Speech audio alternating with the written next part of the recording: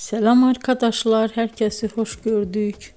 Bugün sizler için sevilen oyuncularımız Birce Akalay ve İbrahim Çelikkol'dan güzel sempatik fotolar hazırladık.